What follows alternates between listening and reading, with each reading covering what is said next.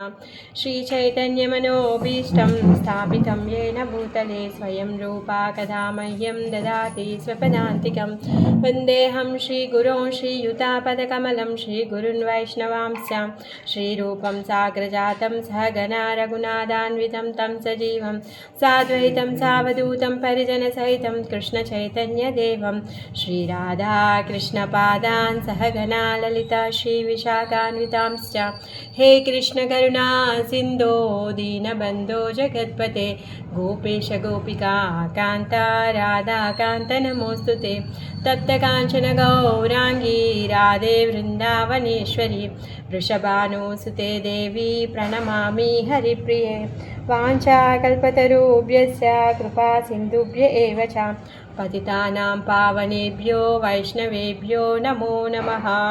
नमो विष्णुपादाय कृष्णप्रेष्ठाय भूतले श्रीमते भक्तिवेदान्ता स्वामिन्निति नामिने नमस्ते सारस्वते देवे गौरवाणी प्रचारिणे निर्विशेषा शून्यवादी पाश्चात्यदेशतारिणे श्रीकृष्ण चैतन्य प्रभु नित्यानन्द श्री अद्वैता गदाधरा श्रीवासादि गौरभक्तवृन्दा हरे कृष्ण कृष्ण कृष्ण हरे हरे हरे राम राम राम हरे हरे मूकं करोति वाचालं पंगुं लंगायते गिरिं यत्कृपातमहं वन्दे श्रीगुरुं दीनतारिणं श्रीलप्रभुपाद की जय, श्री गुरुदेव की जय। हरे कृष्ण अंदरिकी स्वागतम। मन श्रीमद् भागवतम क्लास्लोकी श्रीमद् भागवतम 4వ స్కందం 23వ అధ్యాయాన్ని మనము పోయిన వారం మొదలు పెట్టుకున్నాం.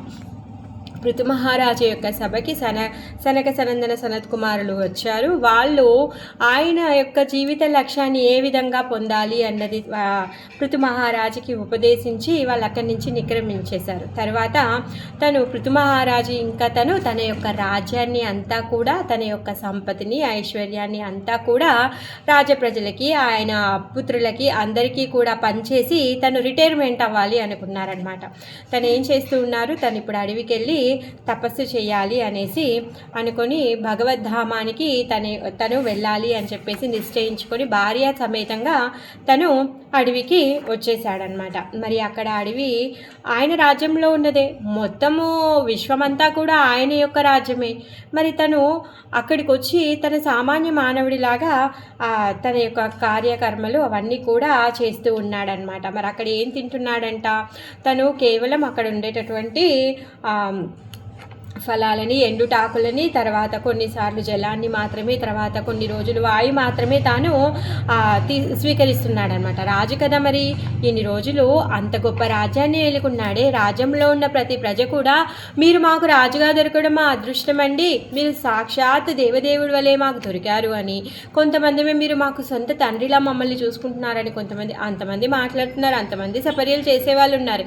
మరి వాళ్ళు ఏమైనా వండి వార్చి తీసుకొస్తున్నారా అడవి కంటే? అలా లేదు, ఏమీ లేదు. తన అడవిలో భూమి మీద పడుకోవడము, అక్కడే ఉన్నటువంటి ఆకు అలంలను తినడము, ఆ విధంగా తన యొక్క మొత్తం సమయాన్ని, తర్వాత తన యొక్క ఇంద్రియాలని, మనస్సుని అన్నింటినీ కూడా భగవంతుడి యొక్క చింతనలో తను పెట్టారనమాట. ఆ విధంగా తనకి తాను కృష్ణ చైతన్యంలో కృష్ణుడి ప్రీత్యార్థమే తను అవన్నీ కూడా చేస్తున్నారు. ఎందుకు? తపస్సు చేసే వాళ్ళు ఏం చేస్తారంట, యోగ సిద్ధులను పొందడం కోసంగానే అడవికి వెళ్ళి తపస్సు చేస్తూ ఉంటారనమాట. అందుకోసంగానే ఇక్కడ మైత్రేయ ముని విదురుడికి చెప్తున్నాడనమాట. మరి ఆయన చేసేటటువంటి తపస్సు ఏదైతే ఉందో అది వేరే ఏది కూడా ఆశించి కాదు, కేవలం కృష్ణుని ప్రీత్యార్థం మాత్రమే తను ఇప్పుడు ఈ తపస్సుని తను చేస్తున్నాడు. వేరే తనకి ఏది పొందాలనే ఆశ కానీ ఏమంటారు కోరికలు కానీ తనకి ఏవి కూడా లేవన్నమాట. మరి ఎవరైతే ఈ యోగులు ఉన్నారో వాళ్ళు ఏం చేస్తారంట, యోగాన్ని చేసి, అంటే అష్టాంగ యోగ పద్ధతిలో చేసి వాళ్ళు ఏం పొందాలనుకుంటారంట, అష్టసిద్ధులని పొందాలి అనేసి అనుకుంటారు. మరి జ్ఞానులు ఏమనుకుంటారు అంటే జ్ఞానాన్ని పొందాలి అనేసి అనుకుంటారనమాట. మరి నువ్వు జ్ఞానాన్ని పొందినా, యోగాలో రాణించినా కానీ నువ్వు ఆఖరికి చేయాల్సింది ఏంటి, మోక్షాన్ని పొందాలి అంటే హృదయంలో ఉన్నటువంటి పరమాత్మని దేవదేవుడుగా అతనే మన హృదయంలో ఉన్నాడని తెలుసుకోవడము, అతను ప్రతి ఒక్కరి హృదయంలో, ప్రతి జీవి హృదయంలో ఉన్నాడని అనుభూతి పొందడము, ఆయనకి సేవ ఎప్పుడైతే చేస్తామో అప్పుడు భగవద్ధామానికి వెళ్తాము అన్న విషయాన్ని ఇక్కడ ప్రభుపాదుల వారు మనకి చెప్పారనమాట. మరి ఈ శ్రీకృష్ణ సంకీర్తనం ఏదైతే ఉందో అది ఏం చేస్తుందంట, భవ మహాధావాగ్ని, ఈ భవసాగరంలో ఉన్నటువంటి గొప్ప అగ్ని ఏదైతే ఉందో ఈ అగ్నిని అంతా కూడా శమింపచేస్తూ ఉందన్నమాట. అందుకోసంగానే భగవంతుడి యొక్క పాద పద్మాలకి శరణాగతి పొందాలి, భగవంతుడి యొక్క నామ సంకీర్తనం చెయ్యాలి అని చెప్పేసి చెప్తున్నాడు అనమాట. ఆ విధంగా పృథు మహారాజు తనని తాను నిరంతరము భగవంతుడి యొక్క సేవలో తనని తాను నియోగించుకున్నాడనమాట. నియోగించుకొని తను ఏం చేస్తున్నాడో శ్రీకృష్ణ భగవానుడి యొక్క ఆనందం కోసము, శ్రీకృష్ణ భగవానుడి యొక్క ఇంద్రియాల సంతృప్తి కోసంగానే తను పనిచేస్తూ ఉన్నాడనమాట. సో ఆ విధంగా తన తపస్సు ఆచరిస్తూ ఉంటే ఆయన మనసులో ఉన్నటువంటి కోరికలు అన్నీ కూడా నశించిపోయాయి అంట. ఏది కూడా ఇప్పుడు ఆయన మనసు కోరుకోవడం లేదు. ఆ విధంగా మనసు ఇంద్రియాలు అన్నీ కూడా నిగ్రహించబడ్డాయి. ఇప్పుడు ఆయన యొక్క ప్రాణ వాయువు ఏదైతే ఉందో దానిని ప్రాణాయామంతో తను నియంత్రణ చేస్తూ ఉన్నాడు. ఆ విధంగా కామ్య కోరికలు ఏవైతే ఉన్నాయో, కామ్య కర్మ కోరికలు ఏవైతే ఉన్నాయో వాటన్నింటి నుంచి కూడా తను దూరం అయిపోయాడు, విముక్తుడైపోయాడనమాట. మరి ఆ విధంగా విముక్తి పొందిన తర్వాత అతను ఏం చేస్తున్నాడు, ఆ ఆధ్యాత్మిక యోగం ద్వారా భగవంతుని ఆరాధిస్తూ ఉన్నాడనమాట. ఇప్పుడు కోరికలు లేవు, మనసు కోరుకోవాల్సింది ఏమీ లేదు, పొందాల్సింది ఏమీ లేదు, తను దేనికోసం కూడా ఆరాటపడడం లేదు. మరి అలాంటి స్థితిలో తను ఉన్నటువంటి ఆ స్థితిలో తను ఏం చేస్తున్నాడు, ఆధ్యాత్మిక పురోగతి ఏదైతే తనకు ఉన్నటువంటి భక్తి ఉంది కదా, ఆ భక్తిని ఇంకా కొంచెం మెరుగుపరిచే విధంగా తను ఆ సనత్ కుమారుడు ఏదైతే చెప్పాడో దానిని తను అనుసరిస్తూ ఉన్నాడనమాట. ఆ విధంగా దేవాది దేవుడైన కృష్ణుని తను అర్చిస్తూ ఉన్నాడనమాట. 24 గంటలు ఈ విధి నియమానుసారంగా భగవంతుడి యొక్క యోగంలో అంటే కృష్ణ భక్తిలో తను నియుక్తం చేసుకున్నాడనమాట. తన లోపల ఉన్నటువంటి ఏదైతే భక్తి ఉందో, శ్రద్ధ, భక్తి, తర్వాత ప్రేమ ఏదైతే ఉందో అది అభివృద్ధి చెంది ఇంకా తన యొక్క పాదపద్మాలపైన తనకి తాను ఇంకా సుస్థిరం చేసుకుంటూ ఉన్నాడనమాట. అక్కడి వరకు మనము చెప్పుకున్నాము. ఇప్పుడు 11వ శ్లోకం నుంచి మనం చెప్పుకోవాలి. మరి 11వ శ్లోకం నుంచి చూస్తే ఈ 2 శ్లోకాల్లో తన యొక్క సూక్ష్మ శరీరాన్ని తను వదిలించుకుంటున్నాడంట. మరి మనము ఎప్పుడైతే ఆత్మ భౌతిక ప్రపంచంలోనికి వచ్చిందో అది ఏం చేస్తుంది, త్రిగుణాలకి లోబడి 2 శరీరాలని అది తీసుకుంటుంది. ఒకటి స్థూల శరీరం, ఒకటి సూక్ష్మ శరీరం. మరి మనము ముక్తి పొంది భగవద్ధామానికి వెళ్ళాలి అంటే దేనికి మనకు ముక్తి కావాలి, ఆత్మ దేనితో కూడా మలినం అవ్వదు, అది విశుద్ధమైనది. మరి ఇప్పుడు దేంతో కట్టివేయబడి ఉందంట, స్థూల శరీరం ఇంకా సూక్ష్మ శరీరాలతో కట్టివేయబడి ఉంది. మరి ఈ ఆత్మని భగవద్ధామానికి చేర్చాలి అంటే ఏదైతే ఈ బంధనాలు ఉన్నాయో, సూక్ష్మ స్థూల శరీర బంధనాల కట్టివేతలు ఏవైతే ఉన్నాయో ఆ రెండింటిని కూడా వదిలించుకోవాలి. అలా కాకుండా ఓన్లీ మనకు కనిపించేటటువంటి ఈ స్థూల శరీరాన్ని మాత్రమే వదిలించుకొని ఇంకా సూక్ష్మ శరీరాన్ని మనం అంటి పెట్టుకొని ఉంటే అప్పుడు మనకున్నటువంటి మనసులో ఉన్నటువంటి కోరిక అనుసారంగా మనము ఇంకో శరీరాన్ని తీసుకోవాల్సి వస్తుంది. అందుకోసంగానే ఈ జన్మ జరా మృత్యు వ్యాధి వలయాన్ని తను భేదించాలి అనుకుంటున్నాడు. శాశ్వతంగా గోలోక ధామానికి తను వెళ్ళాలనుకుంటున్నాడు. అందుకని చెప్పేసి తను ఏం చేస్తున్నాడు, ఇక్కడ గ్రౌండ్ నుంచి తను పని స్టార్ట్ చేశాడనమాట. ఈ సూక్ష్మ శరీరాన్ని నశింపచేసే విధంగా తన యొక్క భక్తియుత సేవని తను మెరుగుపరిచాడనమాట. మరి స్థూల శరీరం అంటే సరే వృద్ధాప్యం వస్తుంది, ఈ శరీరంతో ఏగలేక ఆత్మ ఈ శరీరాన్ని వదిలేసి వెళ్ళిపోతుంది. ఆ విధంగా సరే లేదు అంటే యోగాలో పరిపూర్ణత పొందిన వాడు తను ఏం చేస్తాడు, తన ఇంద్రియాలన్నింటినీ నియంత్రించేసి మూలాధార, తర్వాత ఆగ్నేయ చక్రము అన్నింటి ద్వారా తన వాయువుని బ్రహ్మరంధ్రంలో నుంచి తను వదిలేస్తాడు. ఆ విధంగా శరీరాన్ని కూడా వదిలేస్తాడు. అంతా బాగుంది. మరి భౌతికమైన శరీరాన్ని వదిలిపెట్టడానికి ఇవన్నీ పద్ధతులు బాగుంది. మరి సూక్ష్మమైన శరీరాన్ని ఎలా వదిలిపెడతాము, అదేమైనా కనిపిస్తుందా?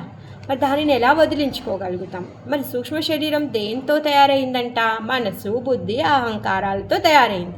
మరి ఈ మనసు, బుద్ధి, అహంకారాలని మనం చూడలేమే, వాటి మీద ఎలా పని చేయగలుగుతాం?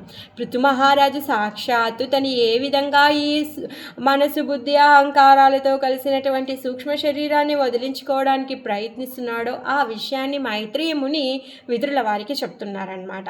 మరి పృథు మహారాజు సాక్షాత్తు వైకుంఠవాసి, భగవంతుడి యొక్క ఆజ్ఞ మేరకే తను ఇక్కడికి వచ్చాడు. వచ్చి తను ఏం చేస్తున్నాడు మనందరికీ కూడా నేర్పిస్తున్నాడు.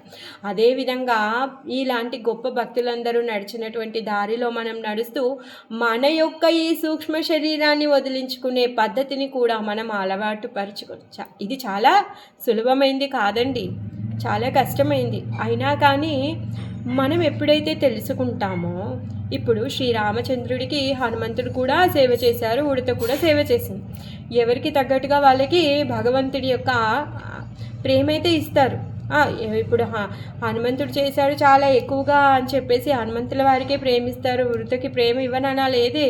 రాముడి యొక్క కరుణ అందరిపైన ఉంది. మరి రాముడు ఏం చేస్తూ ఉన్నాడు? ఆ ఉడత యొక్క ప్రయత్నాన్ని చూసి భావగ్రాహి జనార్దన తనకు తగ్గ కృపని తనకిచ్చారు. అదేవిధంగా మనం కూడా మన లోపల ఉన్నటువంటి లోపాలను మనం తెలుసుకొని వాటి మీద వర్క్ చేయడం మొదలుపెట్టామనుకోండి, మనం నిజంగా వాటిలో రాణించలేము. ఎందుకంటే మనము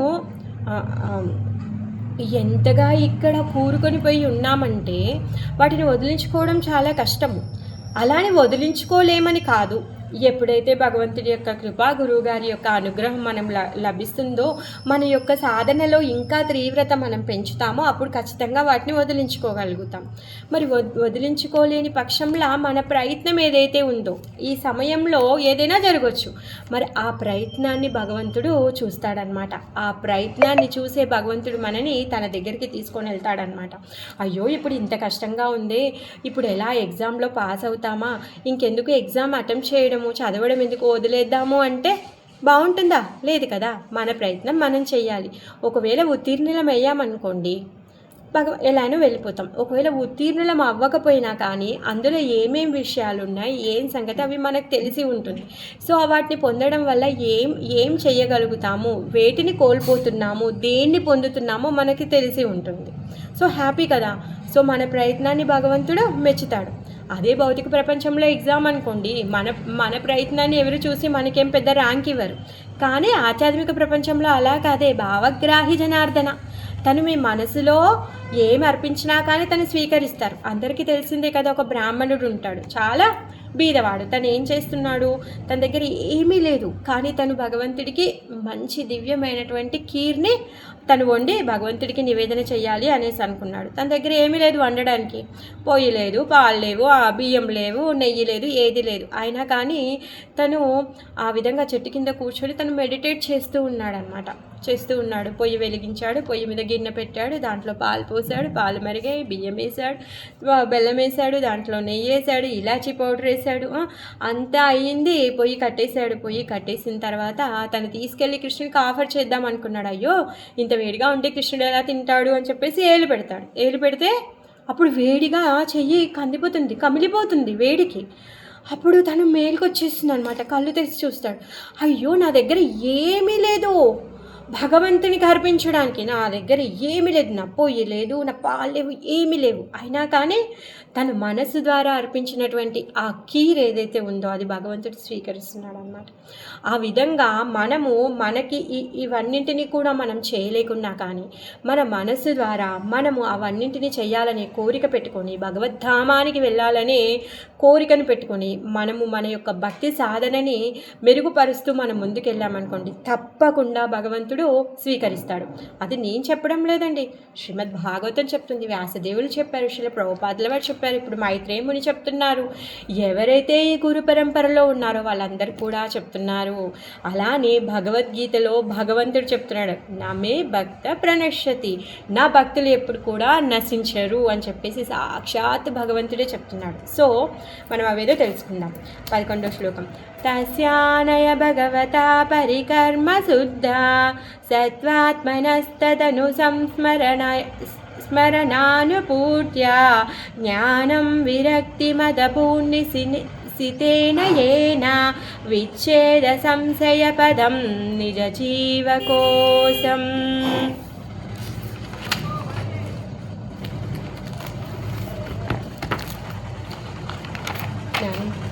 స్లైడర్ పెట్టిన ఆటో సౌండ్ ఎక్కువైపోయింది.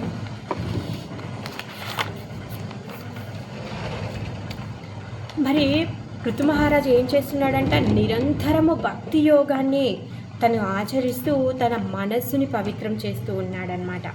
ఏం చేస్తున్నాడు? తన మనస్సులో నిరంతరం భగవంతుడి యొక్క పాద పద్మాల స్మరణని చేస్తూ ఉన్నాడు. తర్వాత అసంగుడై ఉన్నాడు. అసంగుడు అంటే దేని పట్ల కూడా తన సంగత్వాన్ని కోరుకోవడం లేదు.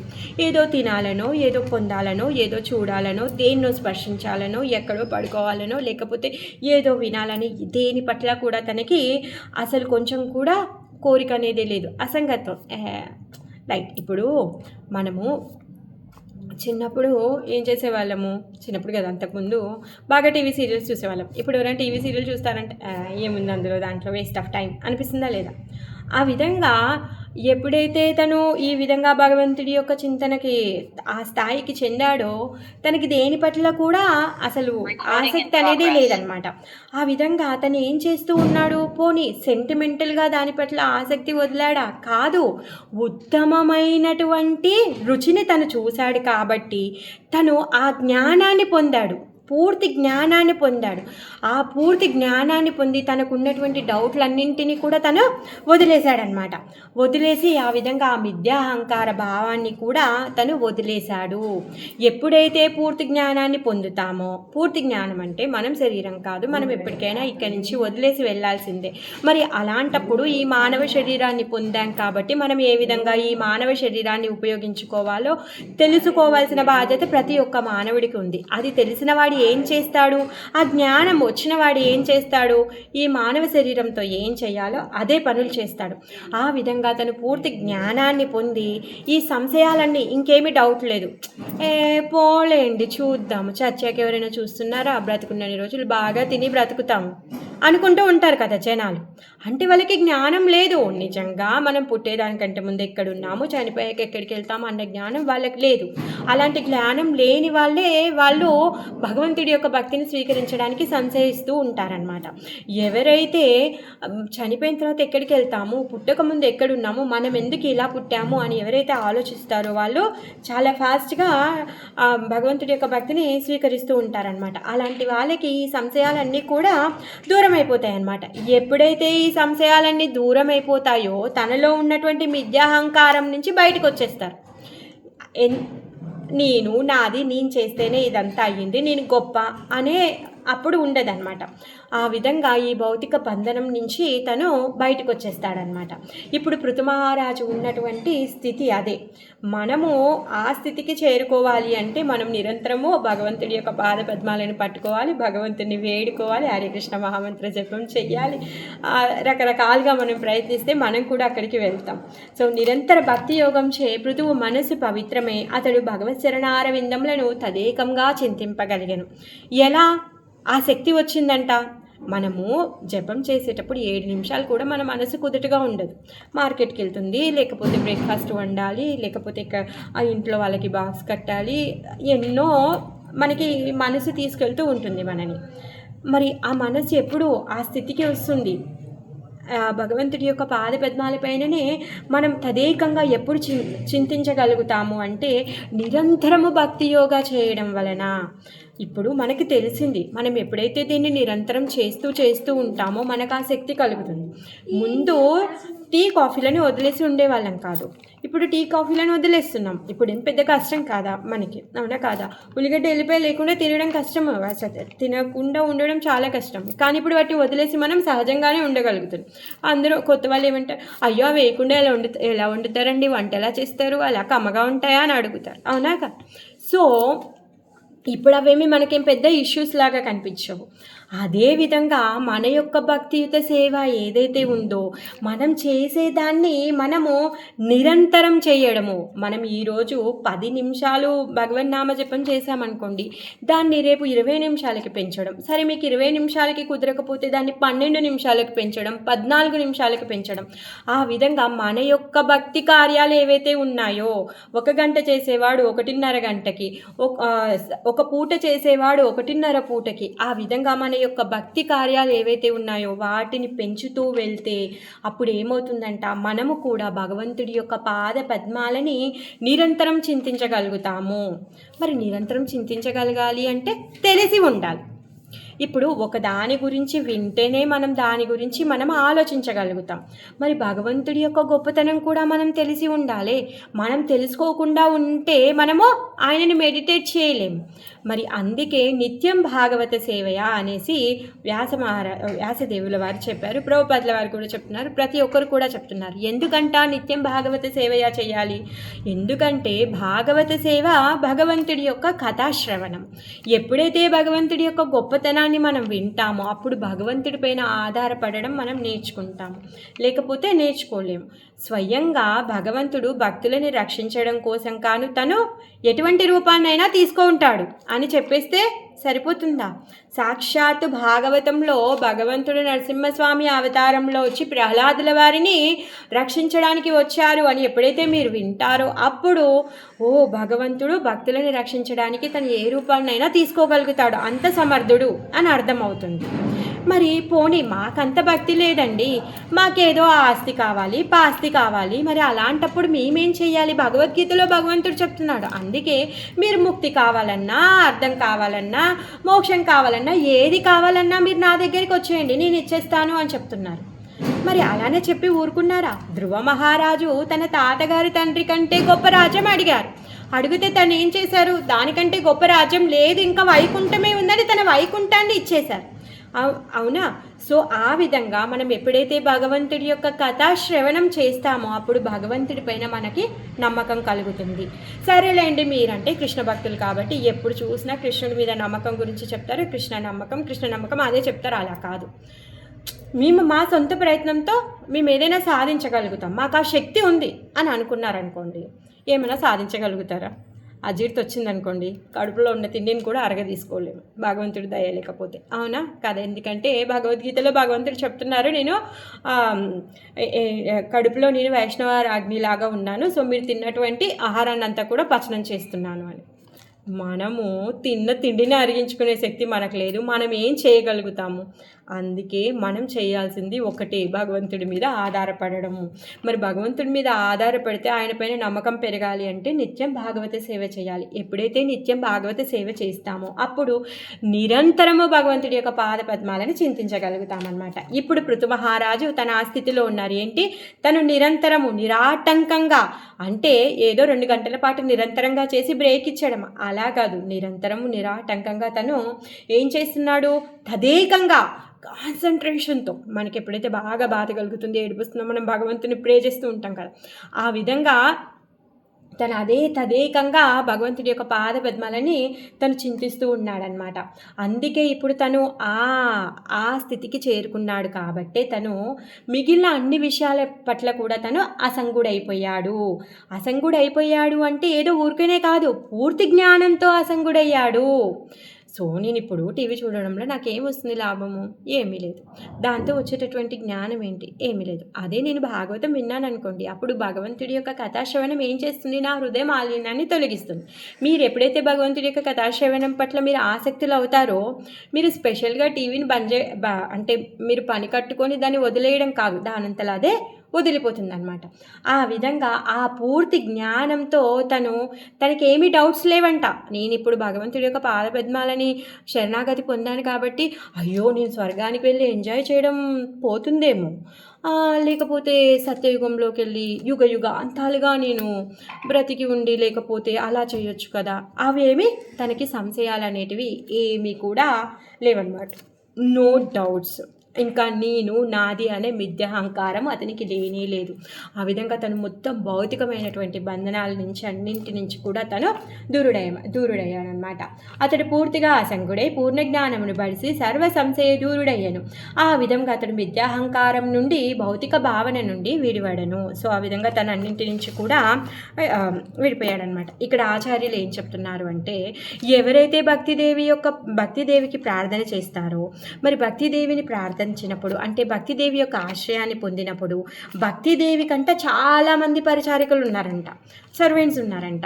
ఆమె వచ్చిందనుకోండి, ఆమెతో పాటు సర్వెంట్స్ అందరూ కూడా వస్తారనమాట.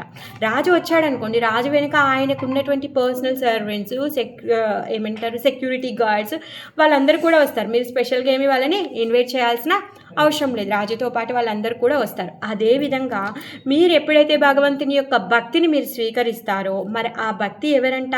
శ్రీమతి రాధారాణి, సాక్షాత్ శ్రీమతి రాధారాణి.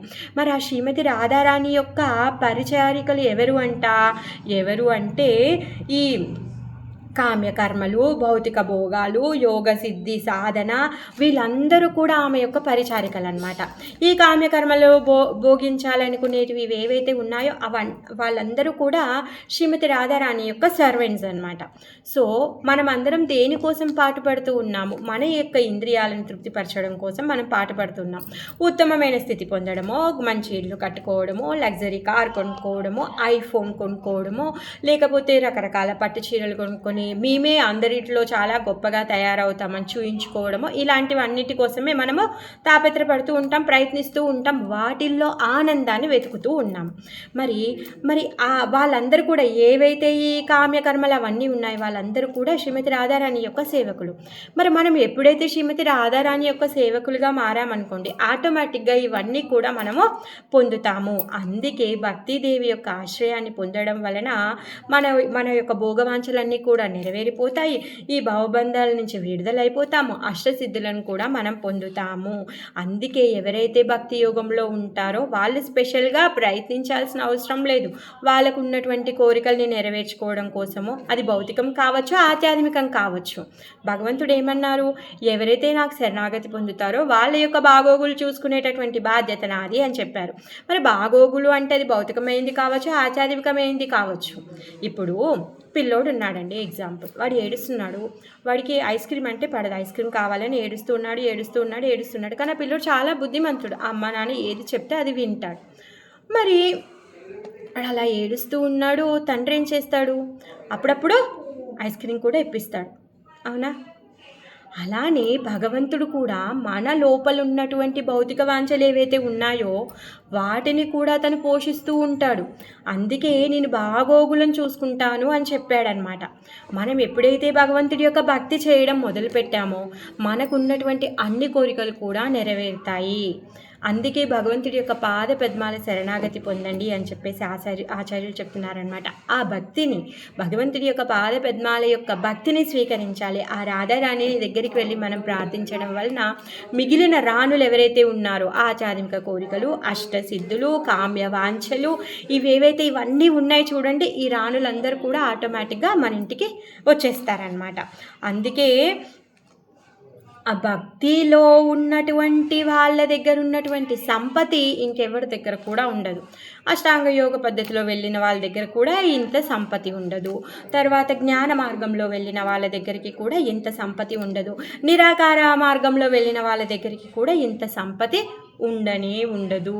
మరి అలాంటి సంపత్తి కావాలి అంటే మనము భక్తి మార్గాన్ని స్వీకరించాలి. మరి భక్తి మార్గంలో ఉంటే ఇవన్నీ కూడా ఆటోమేటిక్గా వచ్చేస్తాయి అన్నమాట.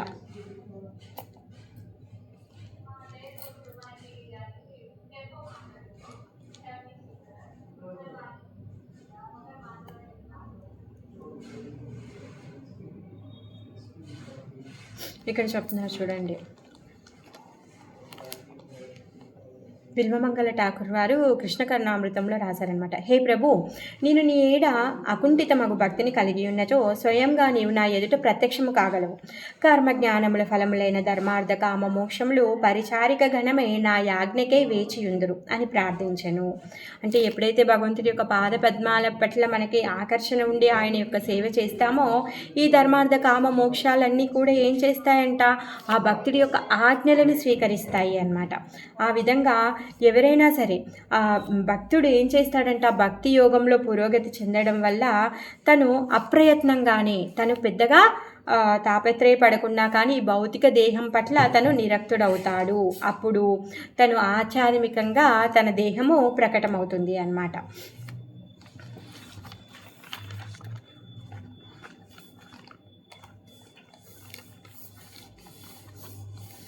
ఎప్పుడైతే మనం భక్తిలో ముందుకు వెళ్తామో అప్పుడు మన భౌతికమైన శరీరం పట్ల మనకి ఆసక్తి ఉండదు. మనకు భౌతిక దేహం పట్ల ఆసక్తి లేనప్పుడు మనకు ఆధ్యాత్మిక శరీరం మొదలవుతుంది అనమాట. అంటే మనం ఈ భౌతిక ఇక్కడే ఉండి కూడా మనము దాని పట్ల ఆసక్తి లేదు అంటే ఏంటి, అది మనము ఆధ్యాత్మికంగా దాని పట్ల మనం స్టార్ట్ అయింది అనడం అనమాట. మరి మనం ప్రస్తుతం భౌతిక దేహంలో ఉన్నాము. భౌతికమైన మనస్సు, భౌతికమైన బుద్ధి ఇవన్నీ కూడా మనకున్నాయి. మరి ఈ దేహం, మనస్సు, అహంకారం ఎప్పుడైతే ఈ భౌతికమైన వాటిని వదిలేస్తామో అప్పుడు ఏమవుతుందంట, ఆధ్యాత్మిక దేహం, ఆధ్యాత్మిక మనస్సు, ఆధ్యాత్మిక అహంకారాలు ఏవైతే ఉంటాయో, బుద్ధి ఏవైతే ఉంటాయో అవి ప్రకటమవుతాయి అన్నమాట. ఈ ఆత్మని నడిపించాలంటే మనస్సు, బుద్ధి, అహంకారాలు కావాలి. దాంట్లో భౌతికమైనటువంటి మనస్సు, బుద్ధి, అహంకారాలతో ఇప్పుడు మనం నడుచుకుంటున్నాం. ఎప్పుడైతే వీటిని మనం సైలెంట్ చేసేసామో, వీటి పట్ల మనకు ఆకర్షణ లేదు, ఆటోమేటిక్గా అప్పుడు ఆధ్యాత్మికమైనటువంటి మనసు, బుద్ధి, అహంకారాలు మనకు వస్తాయి అన్నమాట. మనము విండోస్ క్లోజ్ చేసాము, డోర్ క్లోజ్ చేసాము, కర్టన్స్ వేసాము, అన్నీ పెట్టేసాము, ఏసీ పెట్టుకున్నాము, ఉన్నాం, ఏసీలో ఉన్నాం, బోర్ అయిపోయాం, అయ్యో ఫ్రెష్ ఎయిర్ లేదు, ఇందులోనే తిరిగిపోతుంది, అసలు ఎలానే ఉంది, సఫికేషన్ అవుతుంది, ఫ్రెష్ ఎయిర్ కావాలి అంటే ఏం చేయాలి, విండో ఓపెన్ చేయాలి, డోర్ ఓపెన్ చేయాలి, కర్టెన్స్ అన్నీ తీసేయాలి, అంతా ఓపెన్ చేస్తే అప్పుడు మనకి ఫ్రెష్ ఎయిర్ వస్తుంది. అదేవిధంగా ఎప్పుడైతే మనం వీటి పట్ల మన ఆసక్తి వదిలేస్తామో ఆటోమేటిక్గా ఈ ఆధ్యాత్మికమైనటువంటి మనస్సు, బుద్ధి, ఈ దేహాలు అనేటివి మనం పొందుతామన్నమాట. ఆ విధంగా మనము బ్రహ్మభూత స్థితిని పొందుతాము. భగవద్గీతలో భగవంతుడు చెప్తూ ఉన్నాడు, మాంఛాయో వ్యభిచారేణ భక్తి యోగేన సేవతే సగుణాన్ సమతీత్యైతాన్ బ్రహ్మభూయాయ కల్పతే. మరి ఏం చేస్తారంట, ఎవరైతే అన్ని పరిస్థితుల్లో కూడా కృష్ణ భక్తిలో నిమగ్నమై ఉంటాడో తను ఏం చేస్తాడు, తన పైన ఈ ప్రకృతి యొక్క త్రిగుణాల ప్రభావం ఉండదన్నమాట. ఆ త్రిగుణ ప్రభావాన్ని దాటి తను బ్రహ్మభూత స్థితికి తను వెళ్తాడనమాట. మరి అలాంటి వాడు ఏ విధంగా ఆ స్థితిని చేరుకోగలుగుతున్నాడంటే నిరంతరము భక్తియుత సేవలో ఉండడం వలన, నిరంతరము తను భగవంతుడి యొక్క భక్తిలో ఉన్నాడు కాబట్టి అలాంటి దివ్యమైన స్థితిని తను పొందుతున్నాడనమాట. అయితే ఇక్కడ ఎగ్జాంపుల్ ప్రభుపాదుల వారు చెప్తున్నారనమాట, ఎవరికైనా మంచి డైజెషన్ సిస్టమ్ ఉందనుకోండి, ఏది తిన్నా అరిగిపోతుంది అనుకోండి, తనకేమీ డైజిన్ ట్యాబ్లెట్ వేసుకోవాల్సిన అవసరం లేదు. అదేవిధంగా ఎవరైతే బాగా భక్తిలో చాలా స్ట్రాంగ్గా ఉన్నారు, చాలా స్థిరంగా ఉన్నారనుకోండి, వాళ్ళకి ఈ భౌతికమైన ఆకర్షణ పట్ల డైజెషన్ ట్యాబ్లెట్ వేసుకోవాల్సిన అవసరం లేదంటే ఈ భౌతిక ఆకర్షణలు ఏవైతే ఉన్నాయో వాటంతలు అవే అరిగిపోతాయి అన్నమాట. సో అందుకే మనం స్పెషల్గా ప్రయత్నించాల్సిన అవసరం లేదు. మన యొక్క జఠరాగ్నిని పెంచుకోవాలి, అన్నం అరగాలి అంటే ట్యాబ్లెట్లు వేసుకోవడం కాదు. మరి ఆ జఠరాగ్ని ఏంటి అంటే భక్తి అగ్ని. మనం భగవంతుడి యొక్క భక్తి, భగవంతుడి పట్ల ఉన్నటువంటి మన ఆకర్షణని ఇంకా ఎక్కువగా ఎలా పెంచుకోవాలి, మన యొక్క సమయాన్ని మనం ఇంకా ఏ విధంగా భగవంతుడి యొక్క భక్తిలో వినియోగించుకోవాలి, దాన్ని మనం పెంచుకోవాలన్నమాట. పెంచుకున్నప్పుడు ఆటోమేటిక్గా ఈ భౌతికమైన వాంఛలన్నీ కూడా పోతాయి అన్నమాట. మరి ఒకవేళ జ్ఞానులు ఏమనుకుంటారు అంటే, సరే అలా కాదు, ఈ జ్ఞానకు సంబంధించినటువంటి చర్చలని చర్చిస్తూ బ్రహ్మభూత స్థితికి వెళ్ళాలి అనేసి అనుకుంటాడనమాట. తర్వాత ఈ యోగులు ఏమనుకుంటారు అంటే యోగా సాధనాలు చేసి భగవంతుల్లో లీనమైపోవాలి అనేసి అనుకుంటారనమాట. మరి భక్తులు ఏమనుకుంటారంట, భక్తులు భగవంతుడికి తనకి ఉన్నటువంటి సంబంధాన్ని తెలుసుకుంటారనమాట. ఏంటి ఆ సంబంధము అంటే నిత్య సంబంధము. భగవంతుడు నిత్యుడు, మనము భగవంతుడి యొక్క నిత్య సేవకులము. ఆ సంబంధాన్ని అర్థం చేసుకుంటారనమాట. ఆ విధంగా ఆ సంబంధాన్ని అర్థం చేసుకొని వాళ్ళు ఏం చేస్తారు, భక్తి స్థితిని పొందుతారనమాట. ఆ భక్తిలో ఉండి వాళ్ళు ముక్తిని పొందుతారనమాట. ఆ విధంగా పృథు మహారాజు కూడా తను ఏం చేస్తున్నారంటే భక్తి యోగంలో ఉండి ఈ భౌతికమైన ఏవైతే ఉన్నాయో వాటన్నింటినీ కూడా వదిలేసి తను భక్తి యోగాన్ని స్వీకరించి ఇప్పుడు ఆ భౌతికమైనటువంటి శరీరం ఏదైతే సూక్ష్మ శరీరం ఉందో దాన్ని వదిలించుకోవడానికి తను చూస్తూ ఉన్నారనమాట. వదిలేస్తారు, ఇప్పుడు ఈ శ్లోకంలో చెప్పేస్తారు, ఇంకా సూక్ష్మ శరీరాన్ని కూడా వదిలేపోతున్నారు. చిన్నాన్యాదీరదిఘాతాత్మగతిర్నిరీహ సత్తత్యచేచి నదితం వయూనేన యేన తావాన్న యోగగతిభిర్యతిరప్రమత్తో ధాగ్రాజకథాసురతిం న కుర్యాత్. మరి ఎప్పుడైతే ఈ దేహాత్మ భావం ఏదైతే ఉందో అది ఎప్పుడైతే తొలగిపోతుందో అప్పుడు వెంటనే హృదయంలో ఉన్నటువంటి పరమాత్మ అనుభూతిని తను పొందగలుగుతాడంట. ఎందుకంటే నేను ఈ శరీరాన్ని కాదు అని ఎప్పుడైతే తెలుసుకుంటాడో, చదవడం ద్వారా తెలుసుకోవడం కాదండి, ఎప్పుడైతే తన యొక్క సాధనని పెంచి తను ఏ విధంగా అయితే మనస వాచ కర్మన ఈ మనస్సు ద్వారా బుద్ధి ద్వారా దాన్ని అర్థం చేసుకుంటాడో అప్పుడు తను ఏం చేస్తాడు, తను ఈ శరీరం కాదు ఆత్మ అని తెలుసుకుంటాడు. అప్పుడు ఏమవుతుందంట, మన హృదయంలో ఉన్నటువంటి పరమాత్మని మనం దర్శించగలుగుతామన్నమాట. తర్వాత ఆ పరమాత్మ మనకి ఇచ్చేటటువంటి ఇన్స్ట్రక్షన్స్, అతని పరమాత్మ మన దగ్గరే ఉన్నారు, మనకి ఎప్పుడైనా ఎప్పుడు కాదు ఎప్పుడు కూడా తను మనకు ఆదేశాలను ఇస్తూ ఉంటారనమాట. కాకపోతే అక్కడ అసలు పరమాత్మ ఉన్నాడు, తను మనకు ఆదేశిస్తున్నాడు అన్న సంగతిని మనం గుర్తించలేకుండా ఉన్నామన్నమాట. ఎందుకంటే ఇప్పుడు పరమాత్మను చూసేటటువంటి గ్లాసెస్ మన దగ్గర లేవు. మనకు ఆ గ్లాసెస్ కావాలి అంటే స్పెషల్ ట్రీట్మెంట్ కావాలి. మరి ఎక్కడికి వెళ్తే ఎవరంటే ఆ డాక్టర్ గురువు గారు. ఎప్పుడైతే ఆ గురువు గారి దగ్గరికి వెళ్తామో మన ఐస్ని చెక్ చేసి మనకి పరమాత్మని భగవంతుని చూసేటటువంటి ఆ లెన్స్ని మనకి ఇస్తాడనమాట. మరి ఆ ట్రీట్మెంట్కి తగ్గట్టుగా మనం కొన్ని నిబంధనలని మనం పాటించాలి అనమాట. అప్పుడు ఆ లెన్స్ మనకు దొరుకుతాయి. ఆ లెన్స్ పెట్టుకున్నప్పుడు పరమాత్మని మనం చూడగలుగుతాం అనమాట. ఆ విధంగా ఎప్పుడైతే పరమాత్మని చూడగలుగుతామో ఇంకా వాళ్ళు వేరే దాన్ని చూసే అవకాశమే లేదనమాట. ఇంకా కృష్ణుడిని వాళ్ళు సాక్షాత్తు కృష్ణుడి దగ్గరికి వాళ్ళు వెళ్ళిపోతారనమాట. వేరే వేరే ఏ పద్ధతిని కూడా వాళ్ళు అవలంబించరనమాట. అలాంటి స్థితికి రావాలి అంటే ఏం చెయ్యాలి అంటే కృష్ణ కథ ఏదైతే ఉందో ఆ కృష్ణ కథ పట్ల మనకి ఆసక్తి పెరగాలి. ఎప్పుడైతే కృష్ణ కథ పట్ల మనకు ఆసక్తి పెరుగుతుందో మనకు ఉన్నటువంటి భ్రాంతులన్నీ కూడా తొలగిపోతాయి అన్నమాట. ఆ భ్రాంతులన్నింటి నుంచి కూడా మనము బయటపడగలుగుతామన్నమాట.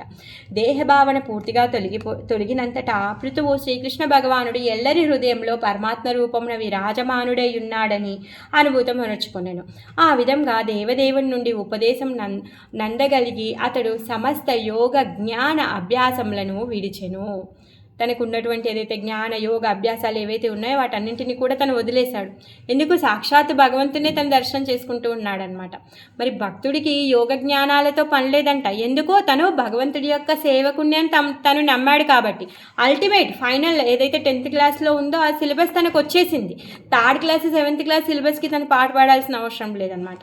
అందుకే కృష్ణ భక్తియే జీవితం యొక్క చరమ లక్ష్యమని జ్ఞానులు మరియు యోగులు కృష్ణ కథ ఏడ అనురక్తులు కానిదే అస్తిత్వం సంబంధించిన వారి భ్రాంతి నశింపదని పరిపూర్ణంగా అనుభూతమనర్చుకొనినందున జ్ఞానము యోగులు తర్వాత పూర్ణత్వము నందును అతడు అభిరుచిని కలిగి ఉండలేదు.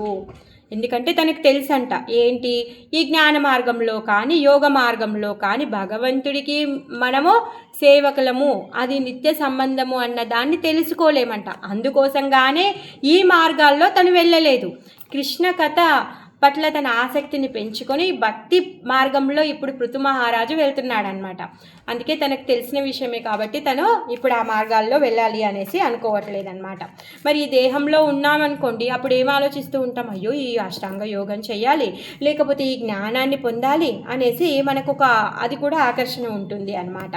మరి మన యొక్క జీవిత యొక్క పరమ లక్ష్యాన్ని పొందాలి అంటే ఏం చెయ్యాలి, పరమ లక్ష్యాన్ని తెలుసుకోవాలి. అతను ఎవరు, దేవాది దేవుడు, తను హృదయంలో ఉన్నాడని తెలుసుకోవాలి. అప్పుడు మనము మన యొక్క లక్ష్యాన్ని చేరగలుగుతాం. మరి ఏదైతే ఆ నమ్మకం రావాలి అంటే కృష్ణ కథని వినాలి అనమాట. ఆ కృష్ణ కథ పైనే ఆధారపడి ఉండాలి. మరి కృష్ణ కథ అంటే ఏంటి, కృష్ణుడి యొక్క లీలలు, ఆయన యొక్క కర్మలు ఏవైతే ఉన్నాయో వాటి పట్ల మనము ఎప్పుడైతే మన టేస్ట్ పెరుగుతుందో అప్పుడు ఈ యోగం ద్వారా కానీ జ్ఞానం ద్వారా కానీ మోక్షము పొందలేము అన్న విషయము మనం తెలుసుకోగలుగుతాం అన్నమాట. కృష్ణుడి యొక్క నిత్య దాసులమని మనం తెలుసుకుంటాం. అదే నిజమైన జ్ఞానం. భగవద్గీతలో భగవంతుడు చెప్తున్నాడు, బహునాం జన్మ నామంతే జ్ఞానవాన్మాం ప్రపద్యతే. అనేక జన్మల తర్వాత అలాంటి వాళ్ళు ఈ నిజమైన జ్ఞానాన్ని పొందగలుగుతారనమాట. ఏంటి అది, కృష్ణుడే సర్వస్వము, కృష్ణ భక్తి భావనే పూర్ణత్వము అని అర్థం చేసుకుంటారనమాట. ఎవరైతే అలా అర్థం చేసుకుంటారో వాళ్ళని ఏమంటారంట, సమహాత్మ, అతను మహాత్ముడు లేకపోతే పరమహంస అనేసి అంటారనమాట. మరి వాళ్ళు అతి దుర్లభం, వాళ్ళందరూ కాలేరండి, ఎన్నో జన్మల తర్వాత కానీ వాళ్ళు ఈ విషయాన్ని తెలుసుకుంటారు. అందుకే వాళ్ళు దుర్లభం అనేసి కృష్ణుడు చెప్తూ ఉన్నాడనమాట. అలాంటి దుర్లభమైనటువంటి భక్తియుత సేవా విధానాన్ని ఆచార్యులు మనకిచ్చారు. మనం చాలా అదృష్టవంతులం. ఎన్నో జన్మల సాధన ద్వారా యోగాలో జ్ఞానంలో ఎన్నో జన్మలు గడిస్తే కానీ దేవాదిదేవుడి యొక్క అంశలము, ఆయన యొక్క సేవకులము, మనం సేవ చేయడం వలన ఆయనని చేరుకోగలుగుతామన్న విషయాన్ని తెలుసుకుంటారు. మరి అది మనం ఈ జన్మలో మనం తెలుసుకోగలిగామంటే మనం చాలా అదృష్టవంతులం అన్నమాట. అందుకే మనకున్నటువంటి మానవ జన్మని మనము వేస్ట్ చేసుకోవద్దన్నమాట. అందుకే మనం ఏం చేయాలి, మన రుచిని భగవంతుడి యొక్క భక్తి పట్లనే మన రుచిని పెంచుకోవాలి. ఎందుకంటే మనకి చాలా నానా రకాల రుచులు ఉన్నాయి. ఆ రుచులకి అన్ని రుచులు మనకు తెలుసు. మన మనస్సు ఏం చేస్తుంది, ఆ రుచికి ఈ రుచికి ఆ రుచికి కావాలి అని అడుగుతూ ఉంటుందన్నమాట. అందుకని మనం ఏం చేయాలంటే కొంచెం నియంత్రించి భగవంతుడి యొక్క భక్తి పట్ల ఆ రుచిని మనం కొంచెంగా పెంచుకుంటూ ఉండాలి. మరి ఎప్పుడు దాన్ని కట్టేస్తే మళ్ళీ రివర్ట్ అవుతుంది, మొత్తంకే మొదలికి మోసం వస్తుందన్నమాట. అందుకే ఆ రుచి పెరగాలి అంటే ఒక పద్ధతి చెప్పారు, శ్రవణ కీర్తనాలు. ఎప్పుడైతే భగవంతుడి కథ వింటామో, భగవంతుడి నామ జపం చేస్తామో ఆ రుచి అప్పుడు పెరుగుతుందన్నమాట.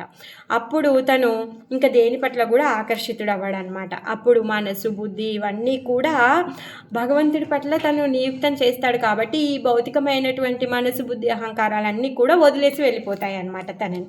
మరి ఈ సూక్ష్మ శరీరం ఎప్పుడు వెళ్తోంది, మన మనస్సు బుద్ధితో మనము ఎప్పుడైతే భగవంతుడి పట్ల సేవ చేస్తామో, అకుంఠిత సేవ చేస్తామో, నిరంతర సేవ చేస్తామో, భగవంతుడి యొక్క కథాశ్రవణం ద్వారా మన యొక్క రుచిని మనం అభివృద్ధి చేసుకుంటామో, అప్పుడు అనుకోకుండానే, అంటే మనం ప్రయత్నించకుండానే సులభంగానే ఈ భౌతికమైనటువంటి మనస్సు, భౌతికమైనటువంటి బుద్ధి వాటి పని మన మీద రుద్దవన్నమాట. వాటికి ఏవైతే కావాలో అవి మన మీద రుద్దకుండా అవి మనకి హెల్ప్ చేస్తాయి. ఎలా భగవంతుడి ధామానికి వెళ్ళడానికి హెల్ప్ చేస్తూ ఉంటాయన్నమాట.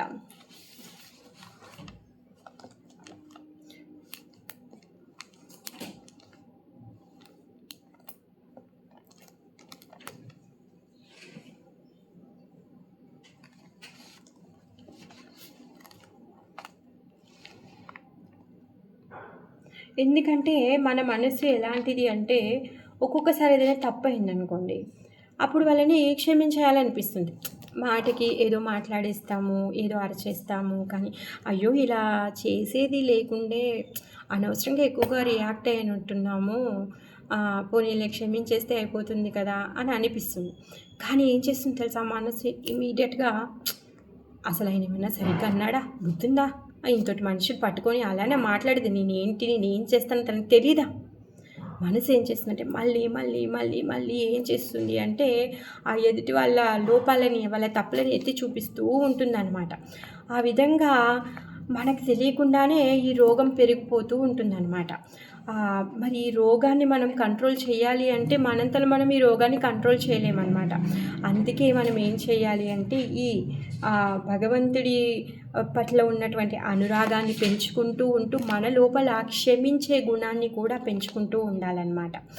ఇప్పుడు భగవంతుడు మనం ఎన్నో జన్మల నుంచి, ఇప్పుడు 84 లక్షల జీవరాశుల్లో తిరుగుతూ మానవ శరీరానికి వచ్చాం. ఎన్ని తప్పులు చేశామండి. అలా అని చెప్పేసి మనం ఇన్ని తప్పులు చేశాం కదా అని నీ హృదయంలో ఉండను, పరమాత్మలా ఉండను అని చెప్పేసి అంటున్నాడా? అయినా కానీ తను మనని క్షమించి మన హృదయంలో పరమాత్మ రూపంలో ఉన్నాడు కదా. ఏదో ఒక సమయానికి నన్ను పిలవకపోతుందా అని చెప్పేసి, ఇంటికి రాకపోతుందా అని. మరి అంత ఓపికతో భగవంతుడు వేచి ఉన్నాడే, మనము కూడా అంతే ఓపికను మనం అలవాటు పరచుకోవాలన్నమాట. ఆ క్షమా గుణాన్ని మనము పెంచుకోవాలి. ఎప్పుడైతే ఆ క్షమా గుణాన్ని పెంచుకోగలుగుతామో అప్పుడు మనము కృష్ణుడికి ప్రియం అవుతామన్నమాట. ఆ విధంగా మన మనస్సుని మనము కంట్రోల్ చేయగలుగుతామన్నమాట.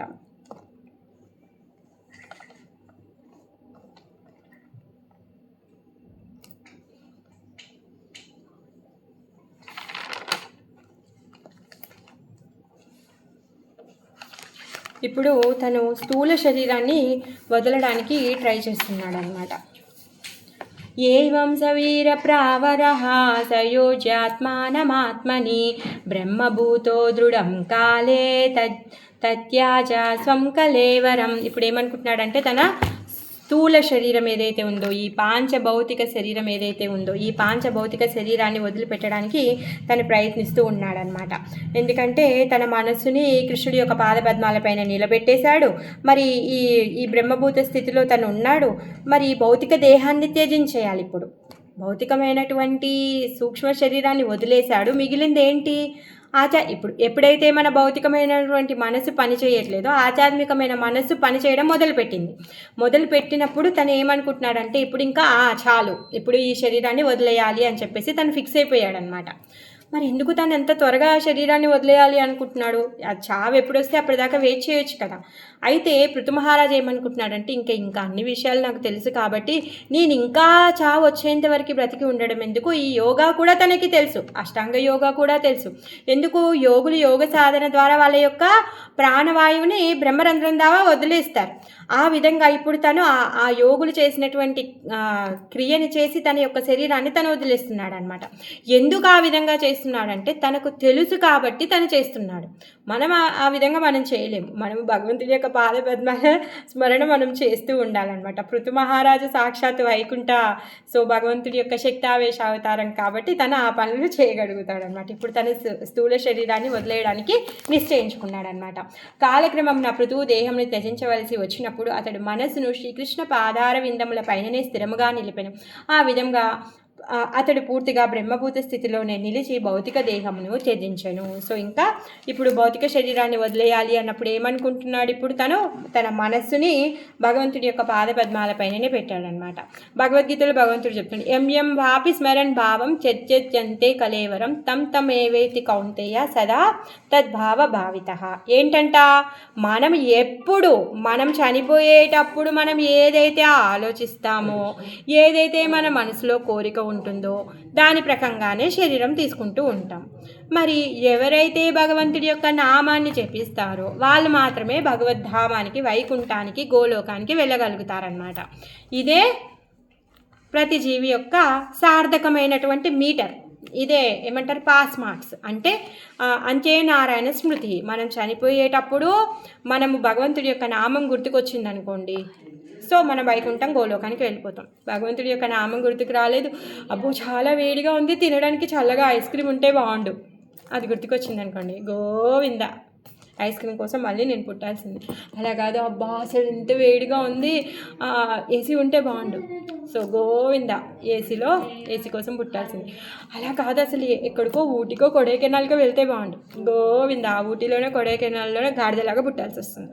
ఆ విధంగా మనం చనిపోయేటప్పుడు మనలో ఉన్నటువంటి ఏదైతే కోరిక ఉందో ఆ కోరిక అనుసారంగా మనము తిరిగి పుడతామన్నమాట. అందుకే మనం భగవంతుడి యొక్క పాద పద్మాలని నిరంతరం ధ్యానించడం వలన అది సాధ్యమవుతుంది. చనిపోయేటప్పుడు భగవంతుడి యొక్క నామం గుర్తుకొస్తుంది. మరి ఇప్పుడు పృథు మహారాజు ఏమనుకుంటున్నాడంటే తన యొక్క మనసుని కృష్ణుడి పాద పద్మాలపైన నిలబెట్టేశాడు. ఇప్పుడు ఆ బ్రహ్మభూత స్థితిలోనే తన దేహాన్ని వదిలిపెట్టాలి అనేసి అనుకుంటున్నాడు అనమాట. మరి ప్రతి భక్తుడు కూడా ఈ దేహం, మనసు ఆయన ఆధీనంలోనే ఉన్నప్పుడే చనిపోవాలి అనుకుంటాడు. నిజమైన భక్తుడు ఏమనుకుంటాడు అంటే వృద్ధాప్యం వచ్చిందనుకోండి, మనసు 10 రకాలుగా అవుతుంది, ఈ శరీరం మాట వినదు, అందుకని చెప్పేసి ఈ మనస్సు, ఈ దేహం ఎప్పుడైతే నేను చెప్పిన మాట వింటుందో అప్పుడే శరీరాన్ని వదలాలి అనేసి అనుకుంటారనమాట. అందుకనే ప్రార్థిస్తూ ఉంటారనమాట భగవంతుణ్ణి. ఎవరు ఎగ్జాంపుల్ కులశేఖర ఆళ్వార్ల వారు కూడా ఉన్నారు. ఎందుకంటే ఈ శరీరం ముసలిది అయిపోయిందనుకో, ముసలిది అయినా అవ్వకున్నా కానీ చచ్చిపోయే టైంకి ఏమవుతుందంట, కఫవాత పిత్తాలు వచ్చేస్తాయంట.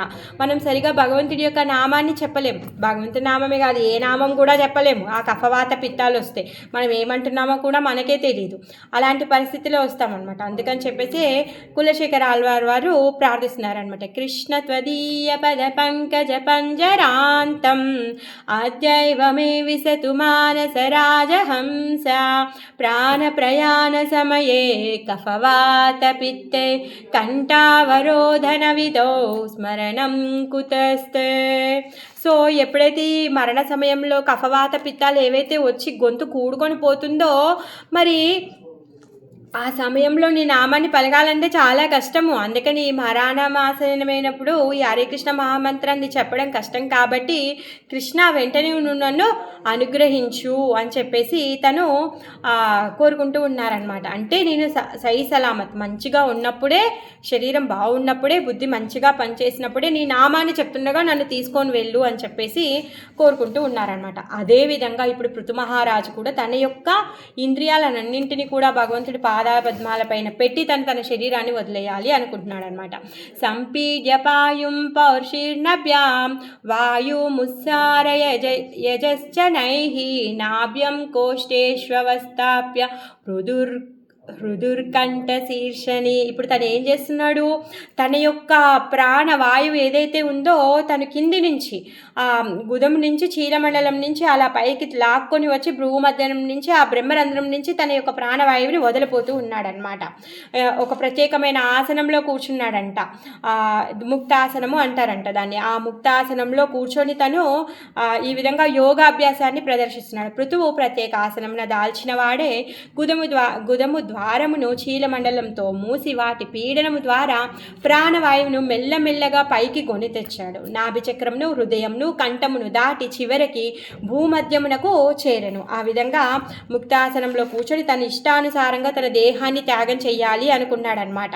మరి యోగులు ఎవరైతే యోగాసనాలను యోగులు చేసేటటువంటి నిజమైనటువంటి యోగా పద్ధతిలో వాళ్ళ ఇష్టానుసారంగా వాళ్ళ శరీరాన్ని వదిలిపెట్టగలిగిన వాడే నిజమైన యోగి. ఆ యోగా చేయడానికి అదే లక్ష్యం. భక్తి యోగంలో ఉన్నవాడికి యొక్క జీవిత లక్ష్యం ఏంటి, చనిపోయేటప్పుడు భగవంతుడి యొక్క నామము రావడం. మరి ఈ యోగి యొక్క లక్ష్యం ఏంటి అంటే తను కోరుకున్నప్పుడు తన శరీరాన్ని తను వదిలేయగలగాలి. అలాంటి సాధనే యోగ సాధన అనమాట. అప్పుడే తను పర్ఫెక్ట్ యోగి అవుతాడనమాట. ఆ విధంగా ఇప్పుడు పృథు మహారాజు దాన్ని అవకాశంగా తీసుకుంటూ ఉన్నాడనమాట. మరి ఇక్కడ ప్రభుపాదుల వారు ఏమంటున్నారంటే ఎవరైతే ఇప్పుడు ప్రజెంట్ యోగా నేర్చుకుంటున్నాము అనేసి అంటారో వాళ్ళు ఏం చేస్తారంట, వాళ్ళు భౌతిక సుఖాలను పెంచుకోవడం కోసం కానీ వాళ్ళు అలాంటి ప్రయత్నాలు చేస్తూ ఉంటారనమాట. వాళ్ళు భగవంత ధామానికి వెళ్ళడానికి వాళ్ళు ప్రయత్నించారనమాట. ఇప్పుడు తను ఏం చేశాడు, ముక్తాసనంలో కూర్చొని కుండలి చక్రంని జయించాడనమాట. ఆ ప్రాణవాయుని మెల్లమెల్లగా మూలాధార చక్రం నుంచి స్వాధిష్టాన చక్రం నుంచి మణిపూర చక్రం నుంచి అనాహత చక్రం నుంచి విశుద్ధ చక్రం నుంచి ఆజ్ఞా చక్రం నుంచి బ్రహ్మరధ్రం ఛేదించి వైకుంఠానికి చేరుకున్నాడనమాట. సో మరి కృష్ణ భక్తుడు ఎలా వెళ్తాడు? ఆయనకంటే యోగాసనాలు అన్నీ తెలుసు, ప్రాణాయామాన్ని కూడా తను నియంత్రించాడు, మొత్తం మనసు బుద్ధి అహంకారాలను అన్నింటినీ కూడా జయించేశాడు. మరి మనలాంటి సామాన్యమైన భక్తులు ఏం చేయాలి? మనలాంటి సామాన్యమైన భక్తులు శ్రవణ కీర్తన విష్ణు స్మరణ పాద సేవన ఏవైతే ఈ నవవిధ భక్తులు ఉన్నాయో వాటిని మనము స్వీకరించి భగవద్ధామాన్ని మనము చేరగలుగుతామన్నమాట. పృథు మహారాజు తన చావు కోసం వేచి ఉండగా తను సమయాన్ని వేస్ట్ చేయాలనుకోవట్లేదు అనమాట. అందుకని చెప్పేసి తన శరీరాన్ని తను వెంటనే వదిలేయాలి అనుకుంటున్నాడు అనమాట. ఆ విధంగా శరీర త్యాగాన్ని చేసి తను ఆధ్యాత్మిక ఆకాశాన్ని ప్రవేశించబోతూ ఉన్నాడనమాట. ఉత్సర్పయస్తుం తం మూర్ధ్ని క్రమేణ వేశ్యా నిస్పృహ వాయుం వాయోక్షితౌ కాయం తేజస్య యూయుజం. ఆ విధంగా తను ఏం చేశాడంట, పృథు మహారాజు ప్రాణవాయువును మెల్లమెల్లగా బ్రహ్మరంధ్రమును చేర్చి ఆ పైన భౌతిక అస్తిత్వ వాంఛలను కోల్పోయాను. పిదపాతడు క్రమంగా ప్రాణవాయువును వాయువులోను, దేహమును భూమి యందు, దేహమునందలి అగ్ని యందు మిళితము కావించను. సో దేహంలో పాంచభౌతిక గుణాలు ఉన్నాయి కదా, ఆ విధంగా తను ఏం చేస్తున్నాడు, అన్నింటిలో కలిపేస్తున్నాడు. ప్రాణవాయునేమో వాయువులో కలిపేశాడు. తర్వాత ఈ శరీరంలో ఉన్నటువంటి ఏవైతే ఈ పాంచభౌతికాలు ఉన్నాయో వాటన్నింటినీ కూడా ఈ భౌతికమైనటువంటి నిజమైన మూలకాల్లో తను కలిపేశాడనమాట. మరి ఆత్మ చూడడానికి ఎంత సైజు ఉంటుందండి? వెంట్రుక యొక్క కొన భాగంలో 10,000వ వంతు ఉంటుందంట. మన కళ్ళతో చూడలేము. వెంట్రుకని 4 భాగాలు చేస్తేనే మన కళ్ళకు కనిపించదు. సో 10,000 ముక్కలు చేస్తే ఇలా కాదండి, దాని వెంట్రుక యొక్క కోణ భాగంని 10,000 భాగాలు చేయాలి. అంత పరిమాణంలో ఆత్మ ఉంటుంది. మరి అది ఏం చేస్తుంది? భౌతిక ప్రపంచంలోకి వచ్చినప్పుడు 2 రకాల శరీరాలను తీసుకుంటుంది.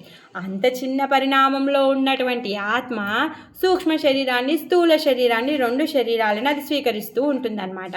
మరి ఎప్పుడైతే మళ్ళీ ఈ స్థూల శరీరాన్ని, సూక్ష్మ శరీరాన్ని వదిలిపెడతాడో అప్పుడే ముక్తిని పొందుతాడనమాట.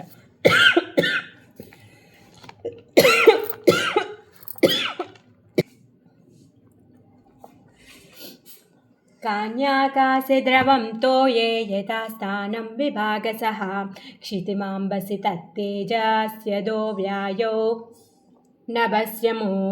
ఆ విధంగా పృథు మహారాజు ఏం చేస్తున్నాడంటే దేహాంతరంలో ఉన్నటువంటి స్థితులన్నింటినీ కూడా అతను ఏం చేస్తున్నాడు, ఆకాశం ఇంద్రియాలని ఆకాశంలో కలపడము, శరీరంలో ఉన్నటువంటి రక్తం ఇంకా ద్రవాలు ఏవైతే ఉన్నాయో వాటన్నింటినీ జలంలో కలపడము, భూమిని జలంతో కలపడం, జలం అగ్నిలో కలవడం, అగ్ని వాయువులో కలవడం, వాయువు ఆకాశంలో లీనం అవ్వడము, ఇవన్నీ కార్యాలన్నీ కూడా చేసేస్తున్నాడనమాట.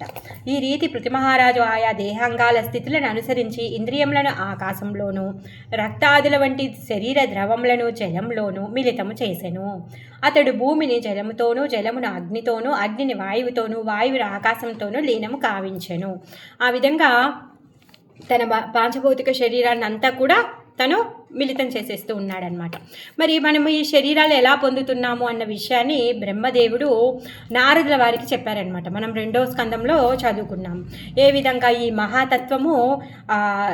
మహాతత్వం ఎప్పుడైతే మిళితం అవుతూ ఉంటుందో అన్నిటిలో అప్పుడు ఆ రకరకాలైనటువంటి శరీరాలు వస్తూ ఉంటాయన్నమాట. ఆ విధంగా ఇంద్రియాలు, ఇంద్రియార్థాలు, తర్వాత ఇంద్రియ నియామకుడు వీళ్ళందరూ కూడా ఏ విధంగా ఏర్పడ్డారన్న విషయాన్ని బ్రహ్మదేవుడు చెప్పాడనమాట. ఇంద్రియార్థాల నుంచి భౌతిక శక్తులు, తర్వాత ఆకాశం నుంచి వాయువు, తర్వాత వాయువు నుంచి అగ్ని, అగ్ని నుంచి జలము, జలం నుంచి భూమి వచ్చాయన్నమాట. మరి ఇదే పద్ధతిలో ఈ దేహం అంతా కూడా ఏర్పడింది. అందుకే ఇప్పుడు ఆ దేహాన్ని తను అన్ని పార్ట్లో తను కలిపేస్తూ ఉన్నాడనమాట. ఆ పిల్లోడు తల్లి గర్భంలోకి ప్రవేశించినప్పుడు ఈ ఆకాశం, వాయువు, అగ్ని, జలము, భూమి వీటన్నింటిని గ్రహించి ఈ స్థూల సూక్ష్మ శరీరాలను పొందుతూ ఉంటాడనమాట. ఇంద్రియేషు మనస్తాని తన్మాత్రేషు యదోద్భవం భూతాదినామున్యుత్కృష్య మహత్యాత్మాని సందతే.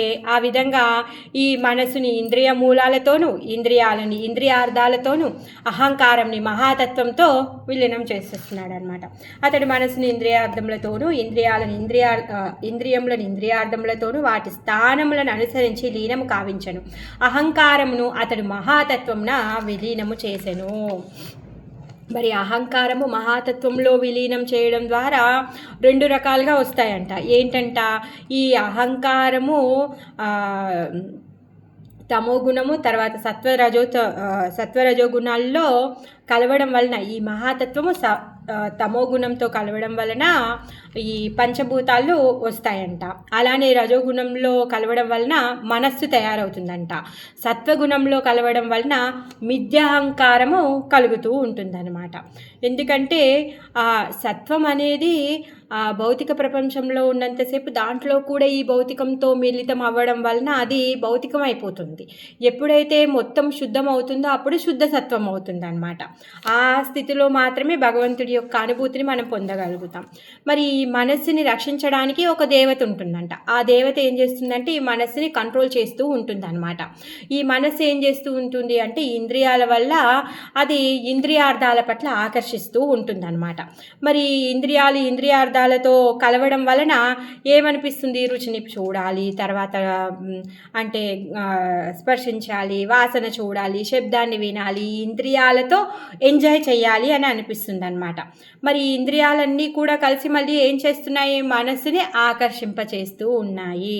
మరి ఈ మనస్సు ఏ విధంగా ఎక్కడికి ఏది చూసి అది వెళ్తే ఆ విధంగా దాని వెనుక ఇంద్రియార్థాలు ఆ విధంగా మనము కూడా వెళ్ళిపోతామన్నమాట. సో ఏ విధంగా అయితే ఇవన్నీ ఏర్పడ్డాయో అవన్నింటినీ కూడా విడివిడిగా తను విలీనం చేసేస్తూ ఉన్నాడనమాట. ఎప్పుడైతే వీటన్నింటినీ పరతత్వంలో మహాతత్వంలో విలీనం చేస్తామో అప్పుడు అన్నీ కూడా శుద్ధపడతాయి. చేతో దర్పణ మార్జనం అన్నమాట. ఇప్పుడు ఇవన్నీ ఈ మహాతత్వం ఏంటి, తర్వాత ఈ మనస్సు ఏంటి, ఇంద్రియాలేంటి, ఇంద్రియార్థాలేంటి, ఇవి అన్నింటి కలవడం ఏంటి, తర్వాత ఈ భౌతిక శరీరం రావడం ఏంటి, ఈ భౌతిక శరీరంలో ఉన్నప్పుడు ఈ భౌతికమైనటువంటి మలినాలు ఉండడం ఏంటి, అంత కన్ఫ్యూజన్ కదా. అందుకే ఈ కన్ఫ్యూజన్స్ ఉండకుండానే చైతన్య మహాప్రభు, సాక్షాత్ కృష్ణుడు చైతన్య మహాప్రభు రూపంలో వచ్చి మనకున్నటువంటి మలినాలు ఏవైతే ఉన్నాయో, మన హృదయంలో పట్టినటువంటి తుప్పు ఏదైతే ఉందో ఆ తుప్పు వదిలించడం కోసంగానే తను ఈ కలియుగంలో హరే కృష్ణ మహామంత్రాన్ని మనకిచ్చాడనమాట. ఎప్పుడైతే మనం ఈ హరే కృష్ణ మహామంత్రం యొక్క జపం చేస్తామో, కీర్తనం చేస్తామో, అప్పుడు మన హృదయానికి ఉన్నటువంటి మలినాలన్నీ కూడా తొలగిపోతాయి అన్నమాట. ఎప్పుడైతే తొలగిపోతాయో మనము వైకుంఠానికి వెళ్ళడానికి సిద్ధపడినట్టే. సో మనం ఎలిజిబుల్, బీటెక్లో జాయిన్ అవ్వడానికి ఎలిజిబుల్. సో మనం వైకుంఠానికి వెళ్ళడానికి మనం ఎలిజిబుల్ అనమాట. చాలా సింపుల్. మనం కలియుగ జీవులం కాబట్టి హరే కృష్ణ మహామంత్ర జపం చేయడం వలన మనం దాన్ని అతి సులభంగా మనము చేరుకోగలుగుతాం అనమాట. సో హరే కృష్ణ. ఈరోజు చాలా ఫిలాసఫీ ఉంది. ఎవరికైనా ఎక్కడైనా అర్థం కాకపోతే అడగండి. ఎందుకంటే ఈ మనసు ఎప్పుడు మనని తాపత్రయాలకి గురి చేస్తూనే ఉంటుందన్నమాట.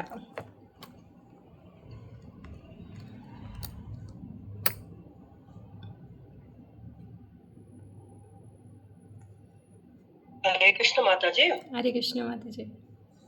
మన మనస్సుని ఎటుపక్క పోకుండా దేవుడి మీద ధ్యాస పెట్టుకోవాలంటే మనం ఏం చేయాలి మాతాజీ? అదే శ్రవణమే, మెయిన్ శ్రవణమే. భగవంతుడి గురించి ఎప్పుడైతే ఎక్కువగా వింటామో అప్పుడే మనసు కంట్రోల్ అవుతుంది. ప్రభుపాదుల వారు అదే చెప్తున్నారు, మైత్రేయ ఋషి కూడా అదే చెప్తున్నారు. ఎందుకంటే ఈ యోగులు జ్ఞానులు కూడా దాన్ని దాటుకొని వెళ్ళలేరంట. అందుకే భగవంతుడి యొక్క కథాశ్రవణం ఎప్పుడైతే వింటారో అది చాలా సులభం అవుతుంది భక్తుడికి అనేసి చెప్తున్నారు.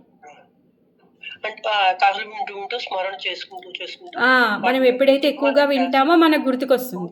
ఇప్పుడు మనకి అంతకుముందు బృందావన్ అంటే ఉత్తరప్రదేశ్లో ఒక సిటీ, అక్కడ కృష్ణుడు పుట్టాడంట అని మనకు గుర్తొచ్చేది. మనం ఎప్పుడైతే బృందావనానికి వెళ్ళామనుకోండి, మనం బృందావనం అనగానే రాధా శ్యామ్ సుందర్ గుర్తుకొస్తారు, గోవర్ధన్ గుర్తుకొస్తారు, యమునమ్మ గుర్తుకొస్తుంది. అంటే అక్కడికి వెళ్ళి ఆయన గురించి ఇంకెక్కువగా వినడం వల్ల మన యొక్క స్మృతి కొంచెం పెరిగింది కదా. అందుకోసం కానీ ఆయన యొక్క శ్రవణం మనం ఇంకా ఎక్కువగా పెంచుతూ ఉంటే మన స్మరణ పెరుగుతూ ఉంటుంది అన్నమాట. అలా హరే కృష్ణ మాతాజీ. ధన్యవాద ప్రణామ్ మాతాజీ. హరే కృష్ణ. ఇప్పుడు మనము బాడీ నుండి అది ఆత్మను ఇట్లా వేరే అట్లా చేయాలంటే ఎట్లా ఎట్లా మనం ఎట్లా ఫీల్ కావాలి, ఏ రకంగా? అదే చెప్తున్నారు, మనం శ్రవణం చేయాలి, నిరాటంకంగా ఆయన పాదపద్మాలను స్మరించాలి. మనం ఎప్పుడైతే ఎక్కువగా శ్రవణం చేస్తామో మనం ఎక్కువగా స్మరణం చేస్తాం. ఇక పాడుకున్న కాయతే సున్నెతే జపతే చెల్లతే అనేసి చైతన్య భాగవతంలో బృందావన్ దాస్ ఠాకూర్ చెప్తున్నారు కదా. తను ఏం చేస్తున్నాడంట, నించున్నప్పుడు, కూర్చున్నప్పుడు, నడిచేటప్పుడు, పడుకున్నప్పుడు, తినేటప్పుడు, వెళ్ళేటప్పుడు ప్రతి క్షణము కూడా తను భగవంతుడి యొక్క నామాన్ని జపం చేస్తున్నాడంట. ఆ విధంగా ఎప్పుడైతే మనం కూడా భగవంతుడి యొక్క నామాన్ని జపం చేస్తామో పరమాత్మ అప్పుడు మనకు ఉన్నటువంటి అడ్డుతెరలు అన్నింటినీ కూడా నెమ్మదిగా తొలగిస్తుంది అన్నమాట. అప్పుడు మనకు ఇది మనం శరీరం కాదు ఆత్మ అని అప్పుడు ఫీల్ అవుతాం. అంటే ఇప్పుడు మనం కొంచెం ఫీల్ అవుతున్నాము, కానీ మొత్తం పూర్తి స్థితిలో ఆ స్థాయికి మనం పోలేదు. ఎందుకంటే మనం ఫ్యామిలీ టైప్ లో అటాచ్మెంట్స్ ఉన్నాయి కదా, ఆ అటాచ్మెంట్స్ వదలాలి అంటే ఈ సాధనని ఇంకెక్కువగా పెంచాలన్నమాట.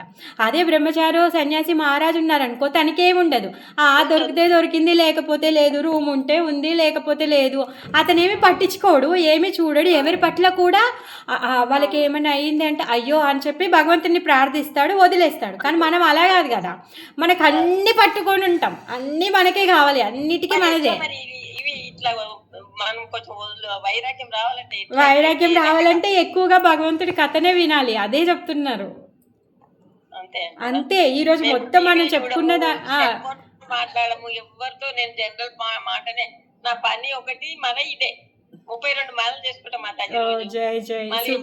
పొద్దున 6 గంటల గంటన్నర అవుతుంది, సాయంత్రం భగవద్గీత 1 గంట సేపు, మళ్ళీ ఇది జపం చేసుకోవడం, ఇవే ఉంటాయి. ఇంకా నాకు వేరేదే ఉండదు. మీరు ఆల్మోస్ట్ చాలా ముందుకెళ్ళిపోయారు మాతాజీ. ఇంకేంటి అసలు ఏ దానికన్నా దాన్ని చూసి ఇంట్రెస్ట్ రాదు, ఏమి అసలు దానికి పోదు. అదే మాతాజీ అంటే వైరాగ్యంలోనే మరి ఇంకే అదే మాతాజీ ఇప్పుడు అందరూ కోరుకునేది అదే అలాంటి వైరాగ్యం కావాలని. ఎందుకంటే సరే ఇప్పుడు ఎవరైనా చూస్తున్నారనుకోండి, సరే కొంచెంసేపు నేను కూడా చూస్తే బాగుండు అలా అనిపిస్తుంది కదా. అది దాటి రావాలి. మరి అది ఎప్పుడు దాటి రాగలుగుతాము అంటే ఎప్పుడైతే ఉన్నది వాళ్ళ అదృష్టం కొద్ది ఉన్నది, మనది మనకు భగవంతుడి యొక్క కథాశ్రవణం అది కంపారిజన్ అసలే పోన్నది. అది కంపారిజన్కి కాదు, మన మనసు మనని అట్లా ప్రలోభ పెడుతుంది. పెడుతుంది కానీ ఇక నాదైతే చాలా కంట్రోల్ అయింది మనది. ఎప్పుడైతే మనం ఇప్పుడు మీరు ఇప్పుడు 32 మాలలు చేసి భాగవతం భగవద్గీత ఇవన్నీ చదువుతున్నారు కాబట్టి ఏది టైం వేస్ట్, ఇప్పుడు మనకెందుకే పోనీ మస్తు చూసినాం అట్లాంటి ఇప్పుడు కొంచెంసేపు మళ్ళీ భగవద్గీత చదువుకుందామని మీరు అనుకుంటారు. వేరే వాళ్ళు అట్లా అనుకోరు కదా, ఏం చేసేది ఉంది, పొద్దున్న నుంచి రాత్రి వరకు ఇదే లొల్లి, ఎప్పుడు చూసినా ఇదే పని, కొంచెం సేపు కూర్చుంటే ఏమవుతుంది మొబైల్ చూడడానికి అని అనిపిస్తుంది. అట్లా అనమాట. మీరు ఎందుకంటే మీ సాధన టైం ఎక్కువ పెంచారు కాబట్టి వాటి పట్ల మీకు ఆసక్తి లేదనమాట. ఇక్కడ అదే చెప్తున్నారు పృథు మహారాజు విషయంలో కూడా. తను ఏంటంటే ఆయన సాధన టైం ఇప్పుడు ఇంకా బాగా ఎక్కువ పెంచేశాడు.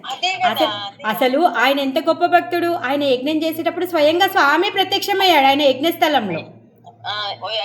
అన్ని చెప్పాడు. మళ్ళీ పుట్టుడు కూడా ఆయన అదే పుట్టిండు కదా, అదే దాంట్లోకి వెళ్ళి పుట్టిండు కదా, అదే భగవద్గీతతోటే పుట్టాడు, మనలాగా కాదు. అయినా కానీ ఇప్పుడు తను ఏం చేస్తున్నాడు, ఇంకా తన సాధన టైంని పెంచేశాడు. పెంచి అందుకే ఇప్పుడు తన యొక్క మనస్సు బుద్ధి అహంకారాలని తను వదిలేయగలిగాడు. అలా అసలు మనము ఫస్ట్ మనకు అహంకారం ఉందని మనం స్వీకరించడమే కష్టము. అంతే, కానీ ఆ స్టేజ్ పోతుంది కానీ ఇంకా పోవాలి కదా మాతాజీ. మీరు ఆల్మోస్ట్ రెనాన్సేషన్ స్టేజ్లో ఉన్నారు. మీకోసం అని కాదు, మామూలుగా చెప్తున్నాను. నాకైతే చాలా ఉన్నాయి లోపాలు, చదువుతుంటే తెలుస్తుంది.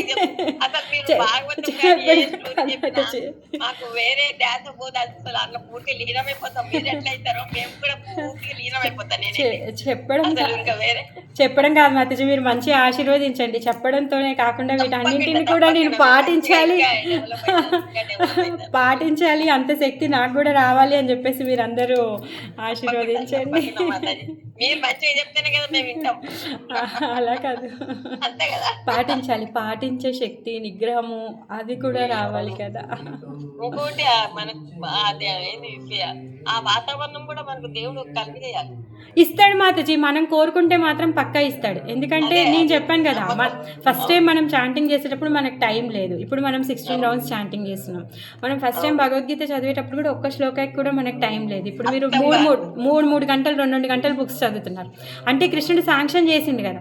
సో మనం అట్లే మనం డిజైర్ పెట్టుకున్నాం అనుకోండి, పక్కా కృష్ణ శాంక్షన్ చేస్తాడు. అంతే మాతాజీ. ముందు నాకు అసలు కొంచెం కూడా సమయం వెళ్ళేది కదా, చదవలేకపోయేదాన్ని. ఇప్పుడు రోజులో 3-4 గంటలు చదవమంటే అలా కూర్చొని చదివేస్తూ ఉంటాను. సో భగవంతుడు అట్లా అని చెప్పేసి ఇప్పుడు చేసే పనులు వేరు, అప్పుడు చేసే పనులు వేరు అంటే అట్లేం లేదు. అప్పుడు కూడా వంట చేసాం, అప్పుడు పిల్లల్ని చూసుకున్నాం, ఇప్పుడు వంట చేస్తున్నాం, ఇప్పుడు పిల్లల్ని చూసుకుంటున్నాం. అయినా కానీ భగవంతుడు మనకి బుక్ చదవడానికి టైం ఇచ్చిండు, జపం చేయడానికి టైం ఇచ్చిండు, అన్నింటికి కూడా ఇస్తాడు అట్లే. అందుగురించి వేరే వ్యాపకాలకి పోదు అసలు. అది ఇంకేం చదువుకోవాలి, ఇంకేం మిగిలిపోయింది, అవి చేయాలి ఇవి చేయాలని దాని మీద ఇస్తాడు. మనం అందుకే ఎప్పుడు ఆ కోరికను మనం లేదు మాతాజీ, మీ ఆశీర్వాదం. మనం కోరిక పెట్టుకోవాలి. మనకు చేసే శక్తి మన దగ్గర లేదు. గురు మహారాజు అదే ఇప్పుడు గురు మహారాజు ఆశీర్వాదం, గురు మహారాజు యొక్క ఆశీర్వాదం ఉంటేనే మనం ముందుకెళ్ళగలుగుతాం. సో మనం ఆ కోరికను పెట్టుకున్నాం అనుకోండి, ఆటోమేటిక్గా ఆ కృప అనేది పైనుంచి కిందికి ఫ్లో అవుతుంది అనమాట. ఆయన కృప మనకి ఇస్తాడనమాట. మనము గుర్తించాల్సిన అవసరం లేదు, భగవంతుడు మనని ఆ విధంగా ముందుకి నడిపించేస్తాడు. అట్లా అవును. మళ్ళీ రోజు సత్సంగం కూడా వెళ్తుంటాం మాతాజీ. అందు గురించి నిన్న 2-3 గంటలు సత్సంగం వెళ్ళినాం, పార్టిసిపేట్ అయినాం. ఆ భగవంతుని ధ్యాస, కీర్తనాలు అవన్నీ. అది అదే టైం అయితే మొత్తం ఇట్లనే స్పెండ్ అవుతుంది మాతాజీ. మంచిది మాతాజీ, అట్లే ఉండండి. ఓకే మాతాజీ, మీరు కూడా ఫుల్ డెవలప్ అయ్యి మా అతని వాళ్ళని ఇంకా ముందుకు తీసుకెళ్ళాలి. హరే కృష్ణ, శేషులు ప్రభుపాద. హరే కృష్ణ. ఓకే మాతాజీ, మీ పాప మంచిగా రాసింది ఎగ్జామ్స్? బాగా రాసింది మాతాజీ. రిజల్ట్ ఎప్పుడు వస్తాయో? రిజల్ట్ ఈ నెలలో వస్తాయి. వచ్చే నెలలో లేదు మాతాజీ, నీట్ ఇంటర్మీడియట్ సైన్స్ తీసుకుంటాను. అంటే తను ఇది ఎంబీబీఎస్ కొరక ఎంబీబీఎస్ కానీ తనేమి ఎంబీబీఎస్కి అంత లేదు మాతాజీ, హోమియోపతి లేకపోతే ఆయుర్వేదాను అనుకుంటున్నాము. అది లేదైతే తన ఫీల్డ్కి అయితే అది కావాలి.